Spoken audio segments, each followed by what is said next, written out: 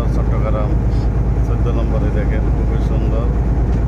বন্ধুরা, একটা ভিডিও আপনাদের জন্য বললাম, খুবই সৌন্দর্য। এই দেখেন, আসলে আকাশটা মেঘলা মেঘলা, খুবই সুন্দর দেখেন।